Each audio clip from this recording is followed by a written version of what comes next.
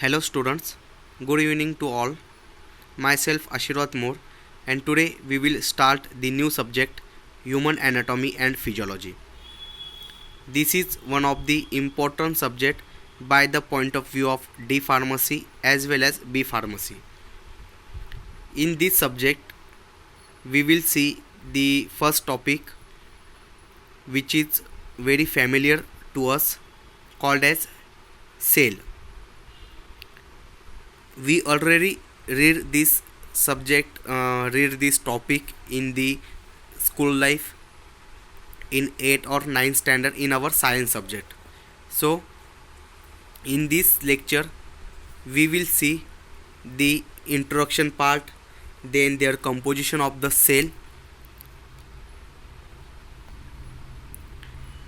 First is a anatomy definition. We will start this topic by the definition. The first definition is anatomy. So anatomy means it refers to the internal and external structure of the body. ये जो anatomy होती है, ये anatomy किस चीज़ के साथ deal करती है? Internal and external structure of our body. हमारी बॉडी में जो इंटरनल एक्सटर्नल जो स्ट्रक्चर होने वाले उसके साथ ये क्या करने वाली है? डील करने वाली है. उस सिस्टम को, उस स्टडी को हम क्या कहने वाले? एनाटॉमी कहने वाले. While the physiology, if we see the physiology definition, then the study of the function of those structures. हमारे बॉडी में जो सिस्टम होने वाले उस सिस्टम के डिफरेंट फंक्शन हो गए. सो उस फंक्शन के साथ डील करना या उस फंक्शंस की स्टडी करना, उसे हम फिजियोलॉजी कहेंगे. So example of both are, we should know that in the anatomy as per our definition, this is internal and external structure of the body. So definitely in this the example is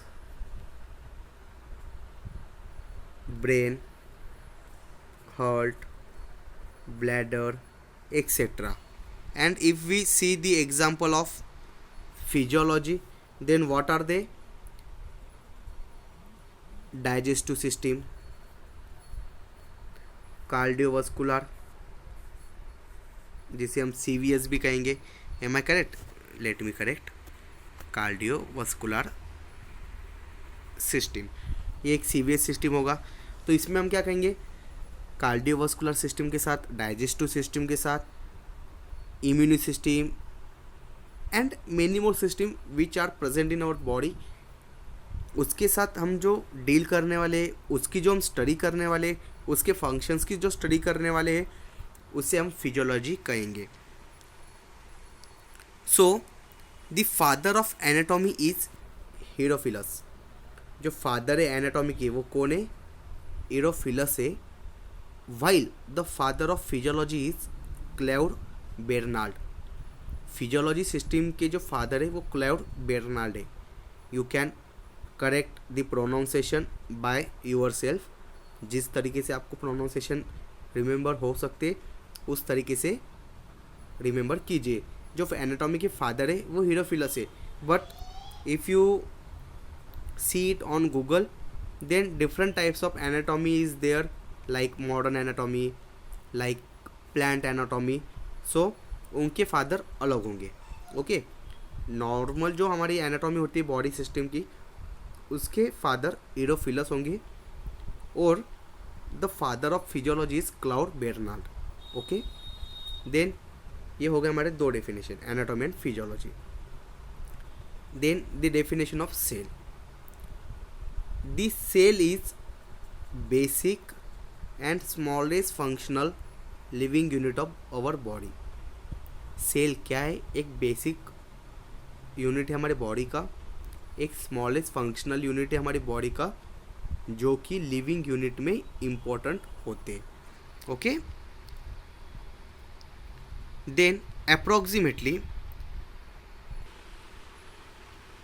now the cell. The definition of cell is, we read this, basic smallest functional living unit of our body. Okay, so हमारे body में जो basic unit होगा, small functional unit होगा, उसे हम cell कहेंगे. And we know that we can't imagine our body without cell, because cell can compose the tissue can compose the organ can compose our human body. Okay, many organ forms, then our body forms. So the basic unit of our body is cell. Okay, then approximately in our human body, our human body is composed of about 37 trillions of cells. हमारे body के अंदर 37 trillions of जो sales होते हैं वो present होते, और हमारी बॉडी 37 ट्रिलियंस ऑफ सेल्स से कंपोज होती है. Our body is compose about 37 trillions of cell. So इतने हमारे बॉडी की क्या होती है, एक सेल, हमारे बॉडी के अंदर जो सेल्स होते हैं उसकी काउंटिंग अगर हम करेंगे तो वो कितने होगी, 37 trillions of the cell approximately, इतनी हम देख सकते. Okay, then move towards the introduction part. As we know, the cell is basic and smallest functional of our body. The cells provide structure and support for the body. हमारी जो body होती है वो body क्या करती है, definition में हमने देखा था सेल की डेफिनेशन, वही हमने देखी. और उसके बाद जो हमारे सेल्स होते हैं वो सेल्स क्या करते हैं, provide structure and support for the body. हमारे बॉडी को स्ट्रक्चर प्रोवाइड करते हैं और सपोर्ट प्रोवाइड करते हैं. Okay, then the cells are basic building of all living things. हमारे बॉडी के अंदर जितने भी एक बिल्डिंग ब्लॉक्स होंगे उसका बेसिक जो है वो क्या होने वाला है, सेल्स होने वाला है. Okay, every cell in the body needs oxygen to metabolize the nutrient and release energy from food.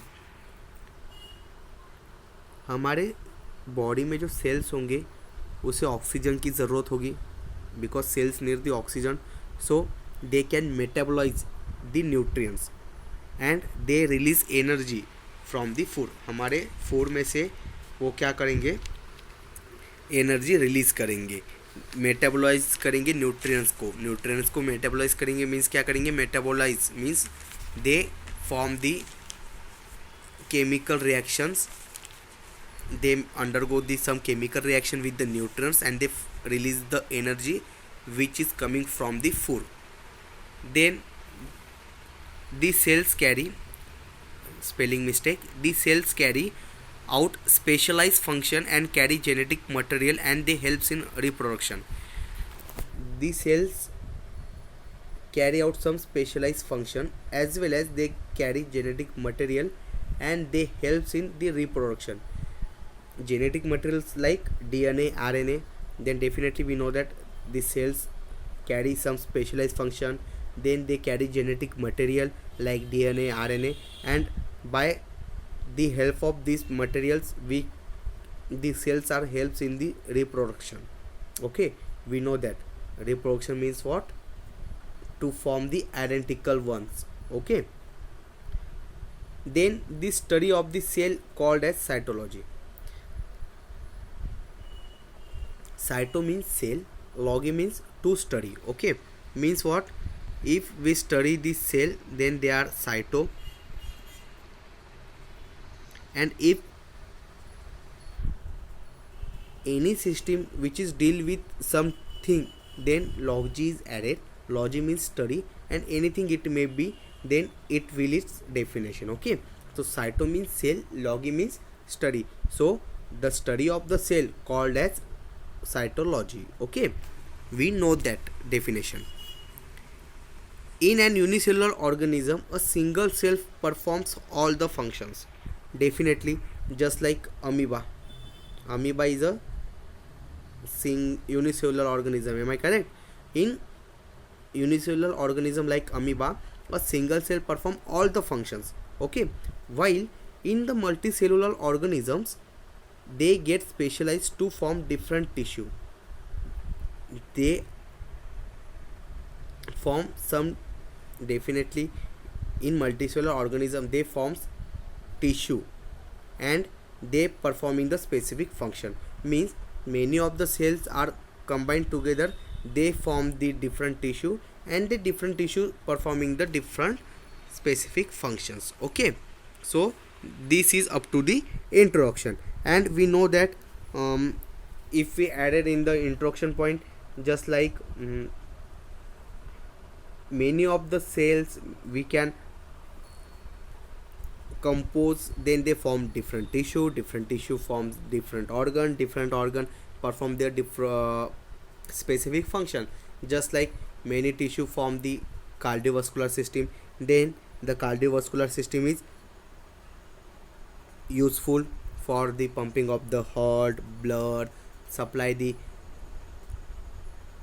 important constituent of our body with the help of the bloods, etc., etc. If we talk about the digestive system, many organs just like stomach, intestine, they are formed in this system, and they helpful to release our or to get our energy for our body purpose, for our daily purpose, etc., etc. Okay, so this is up to the introduction point. Then now we move towards the composition of the cell. We know that in the cell is composed of cell membrane, cytoplasm, rough endoplasmic reticulum, ribosomes, mitochondria, nucleus, nucleolus, lysosomes, etc., etc. Okay, so we will see one by one its important in our body. Okay, or their functions in our cell. So first we will talk about, 1 minute.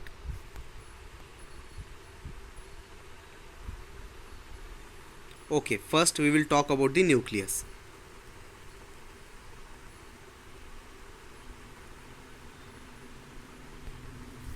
So nucleus, what is meant by nucleus? If we see in our cell, there are specialized structure which having different specific role, like in growth, maintenance, control. Okay, and these functions or this structure, they provide some types of compartment inside the cell called as organelles. Okay, and in the organelles, the nucleus, ribosome, then Golgi apparatus, lysosomes, mitochondria, etc., etc. are coming. Okay, then we will see the first important point in the cells, nucleus. We know that nucleus is the largest structure in the cell and having spherical or oval in shape. जो हमारे cell में सबसे largest जो structure होता है वो किस चीज़ का होता है? न्यूक्लियस का होता है. एंड न्यूक्लियस का जो शेप है वो स्पेरिकल है एंड ओवल इन शेप है. Okay, then it contain hereditary unit called genes. एक हेरिडिटरी यूनिट है. ओके, जो इसमें क्या कंटेंट है? एक यूनिट कंटेंट है जिसे हम जीन्स कहेंगे. And we know that genes are arrange in single unit along structure. जो जीन्स होते हैं वो किस टाइप से अरेंज होते? इन सिंगल यूनिट में वो अरेंज होते अलॉन्ग विथ इट्स स्ट्रक्चर, जिसे हम क्रोमोसोम्स कहेंगे. Human body content 23 pair of chromosomes. In our body 23 pair of chromosomes are content और 46 unit of chromosomes are involved. Okay, or 46 unit.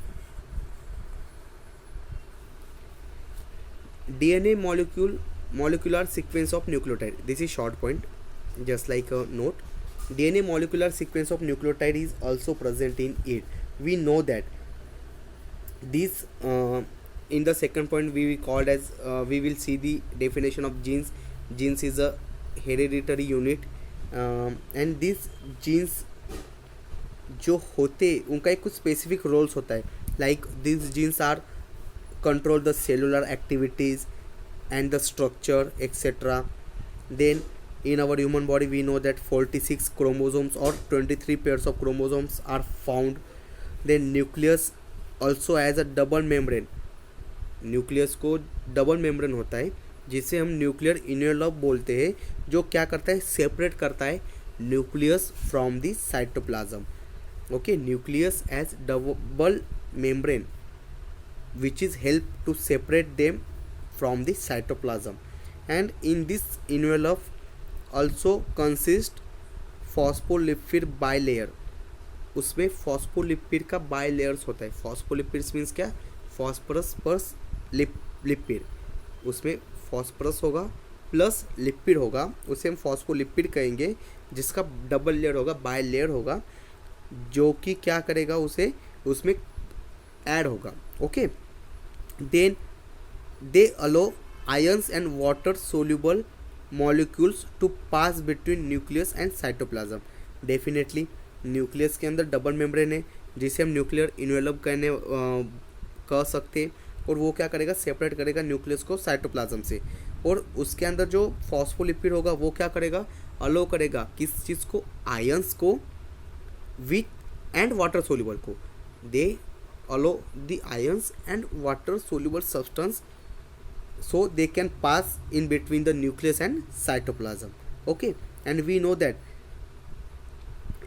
in our nucleus, just like in last slide,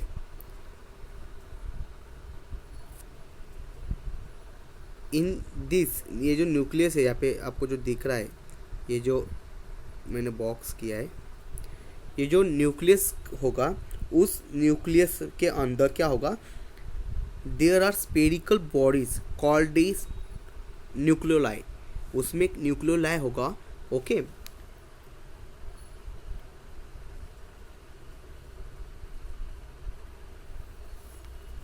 just correct them because the spelling should be written on this slide. You can check it out. Okay, the inside the nucleus there are spherical bodies called this as nucleoli. Okay, which are the site for ribosome biogenesis. ये जो nucleoli होता है, ये क्या होती है, एक site होती है, प्लेस होती है, किस चीज़ के लिए, फॉर द राइबोसोम बायोजेनेसिस के लिए. ओके, राइबोसोम्स को क्या करेगा, बायोजेनेसिस करेगा. Am I correct. और जो क्रोमोसोम्स होते हैं इसके अंदर प्रेजेंट होते हैं, just like the last point अभी मैंने कहा कि DNA molecular sequence of nucleotide etcetera. तो इसके अंदर जो न्यूक्लियोटाइड्स होगा वो क्या होगा, कंपोनेंट हो गए उसमें 3 nucleotides having 3 component, which are they, sugar molecule, um sugar molecule, comma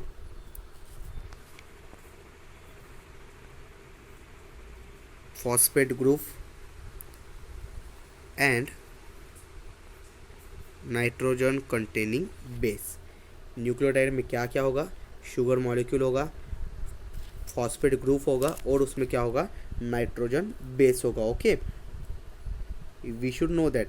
और नाइट्रोजन कंटेनिंग जो बेस होते हैं वो कौन कौन से हो सकते हैं, adenine, thymine, guanine, cytosine, we know that etcetera. Okay, uracil जो होता है वो आरएनए में होता है, डीएनए में इतने ही होते. Then we will see the second point, ribosomes. So ribosomes are fine granules which contain ribosomal RNA which is synthesized by DNA in nucleolus. Ribosomes fine granules होते हैं जिसके अंदर क्या कंटेंट्स होने वाला है, राइबोसोमल आरएनए कंटेंट्स होगा, और वो सिंथेसाइज होगा किस चीज़ से, बाय द डीएनए. ओके, जो हमारे न्यूक्लियोलस में प्रेजेंट होगी. Then ribosome synthesize proteins from amino acid. Ribosome क्या करेंगे, सिंथेसिस, प्रोटीन सिंथेसिस करेंगे किस चीज़ से, फ्रॉम द अमाइनो एसिड से. Okay, then ribosomes are also present on outer surface of rough endoplasmic reticulum. Ribosomes जो प्रेजेंट होने वाले किस चीज़ पर, on our outer surface of rough endoplasmic reticulums पर. Okay, just like just refer the on second point, ribosome synthesize proteins from the amino acid. So we should know that many amino acids are there like alanine, arginine, aspartic acid, glutamic acid, glycine, leucine, isoleucine etcetera etcetera. So इस इन सब amino acid से क्या synthesise होने वाले, protein synthesise होने वाले। Okay, जो प्रोटीन्स होते हैं वो किस चीज़ में होते हैं, इफ़ अवर हमारे बॉडी में अगर हम देखें तो डिफरेंट डिफरेंट न्यूट्रिएंट्स में होंगे, हम उसे बाहर से ले सकते और हमारे बॉडी में भी वो फॉर्म्स होंगे। देन जो राइबोसोम्स होते हैं वो प्रेजेंट होते हैं हमारे रफ एंडोप्लाज्मिक रेटिकुलम के आउटर सरफेस पर। ओके, जो एंडोप्लाज्मिक रेटिकुलम्स होता है वो क्या होता है, हमें पता है कि वो एक जैसे कि एक कंपोजिशन ऑफ सेल की जो एक स्लाइड से, ये जो स्लाइड से यहाँ पे एक रफ एंडोप्लाज्मिक रेटिकुलम जो है वो यहाँ पे आपको दिख रहा है इस चीज़ पर। रफ एंडोप्लाज्मिक रेटिकुलम में जो स्ट्रक्चर है वो एक रफ एंडोप्लाज्मिक रेटिकुलम है, जैसे लाइक ट्री स्ट्रक्चर या फिर बेंच, एक के ऊपर एक अगर हम बेंच रखें तो वैसा वो स्ट्रक्चर हमें दिख रहा है। सो एंडोप्लाज्मिक रेटिकुलम जो होता है वो एक प्रोजेक्शंस होते हैं जो पेनिट्रेट करते into the centre of the cell, okay, in the form of our channels. Then ये जो कॉम्प्लेक्स होते हैं सेल्स के अंदर, इसे हम क्या कहते हैं, एंडोप्लाज्मिक रेटिकुलम में जो कॉम्प्लेक्स होते हैं ना पूरे, ये कॉम्प्लेक्स को हम क्या कहेंगे, एंडोप्लाज्मिक रेटिकुलम कहेंगे। ओके, देन यहाँ पे जो प्लेसेस है, इस प्लेस पर एंडोप्लाज्मिक रेटिकुलम क्या करते, ग्रैनुल्स कैरी करते और उसे हम क्या कहते हैं, राइबोसोम्स कहते हैं। ओके, ये जो डॉट्स हम बोल रहे हैं ना, ये डॉट्स, ये जो डॉट्स होते हैं ये आउटर सरफेस पे होते हैं और वो क्या ये कैरी करते हैं और जिसे हम क्या कहते हैं, राइबोसोम्स कहते हैं। ओके, देन ये क्या सिंथेसाइज करते हैं, प्रोटीन सिंथेसाइज करते हैं। ओके, और ये जो एंडोप्लाज्मिक रेटिकुलम होगा वो विदाउट राइबोसोम्स हेल्प्स करेगा किस चीज़ में, in the synthesis of the lipid substance. Lipid substance को अगर हमें बनाना है सो ये जो एंडोप्लाज्मिक रेटिकुलम होगा, अगर उसके अपर साइड को, आउटर साइड को अगर ये राइबोसोम्स नहीं होंगे, प्रेजेंट नहीं है, then they can helps in synthesis of the lipid substance. Okay, then Golgi apparatus, Golgi apparatus it is present near the nucleus. Okay, Golgi apparatus कहाँ पे प्रेजेंट होते हैं, नियर द न्यूक्लियस प्रेजेंट होते हैं। Then they store secretory substance and they prepare the substance for final secretion. Final secretion के लिए वो क्या करते हैं, सब्सटेंस प्रिपेयर करते हैं। और नंबर ऑफ फंक्शंस जो होते, सॉल्ट करना, पैकेजिंग करना, डिलीवरी करना प्रोटीन और लिपिड का प्लाज्मा मेम्ब्रेन की तरफ, और फॉर्म करता है formation of lysosomes and secretory vesicles, ये सब उसके क्या है, फंक्शन है। ओके, यहाँ पे बीच में एक कॉमा रह चुका है, lipid to the plasma membrane, यहाँ पे कॉमा है, formation of lysosomes and secretory vesicles, ये इसके क्या है, फंक्शन है। ओके, सॉल्ट मीन्स क्या, सॉल्टिंग करना मीन्स सेपरेट करना, पैकिंग करना, ये एक्सेट्रा इसके क्या है, सब फंक्शन है। ओके, और जो गोल्गी कॉम्प्लेक्स होते हैं इसके ये फंक्शन है, वो नंबर ऑफ फंक्शन से, देन ये सब उस चीज़ के साथ क्या है, कनेक्टेड है। ओके, देन लाइसोसोम्स, लाइसोसोम्स ये जो है अनदर इंट्रासेलुलर स्ट्रक्चर है, मीन्स व्हाट, इंट्रासेलुलर मीन्स क्या, सेल्स के अंदर। ओके, स्ट्रक्चर है जो कि सराउंडेड होता है लिपोप्रोटीन से। Lipoprotein means what, lipid plus protein. Okay, then they are fill with large number of small granules, वो large number of small granules के साथ क्या होते, फिल होते, जो कि एग्रीगेट करते किस चीज़ को, डाइजेस्टिव एंजाइम्स को। वो क्या करते हैं, जो लाइसोसोम्स होते हैं ये fill with large number of small granules, small granules के जो लार्ज नंबर होंगे उसके साथ वो फिल होंगे, मीन्स एकदम स्मॉल स्मॉल ग्रैन्यूल्स के ऐसे कितने तो भी नंबर्स होंगे, n numbers of small granules उसके अंदर होने वाले, and they are aggregate of digestive enzymes. Aggregate means what, compose of digestive enzymes. Okay, then digestive enzymes means the enzyme which are present in our digestive part or digestive system. Okay, like amylase, lipase, maltase, pepsin etc. जो कि break down करते substance का, formation करते glucose का etcetera, उनका work होता है। And lysosomes enzyme work based in acidic pH. Acidic pH के अंदर जितने भी एसिडिक पीएच के अंदर लाइसोसोम्स क्या करेंगे, वर्क करेंगे परफेक्टली। ओके, मीन्स उसका जो लाइजोसोम्स का जो पीएच होगा वो 5 तक हम मेंटेन कर सकते हैं, जिससे उसका क्या होने वाला है, वर्क प्रॉपरली फंक्शंस हम करवा सकते हैं या फिर हम देख भी सकते हैं। Then last point, last slide, mitochondria. Mitochondria क्या है, small intracellular organelles which are surrounded by double unit of membrane. Definitely double unit of membrane उसमें सराउंडेड होने वाला है। When oxygen and nutrients come in contact with enzyme, जब enzyme के contact में oxygen और न्यूट्रिएंट आएगा तो वो क्या कंबाइन करेगा, and they form what are form, CO2 and H2O form करेंगे। And laboratory energy, laboratory energy means क्या, जो एनर्जी हमारे मीन्स हमारे डे टू डे लाइफ के लिए यूज़ होने वाली वो एनर्जी को वो फॉर्म करेंगे। Laboratory energy is utilise to synthesise the ATP। Okay,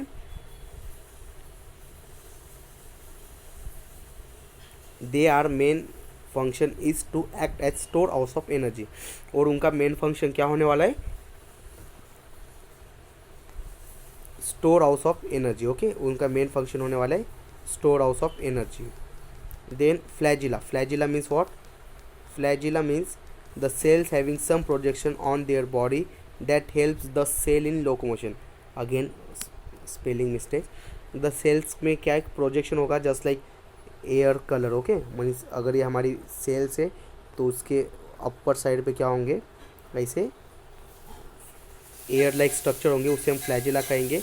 और ये जो प्रोजेक्शंस होते हैं ये शॉर्ट होते, am I correct, just like second point, short होते और ये हैविंग एयर लाइक स्ट्रक्चर, हमारे जो सर के बाल होते उस जैसे उनका स्ट्रक्चर होता है। Okay, so this is up to the first part guys, if you have any doubt then please ask. Okay.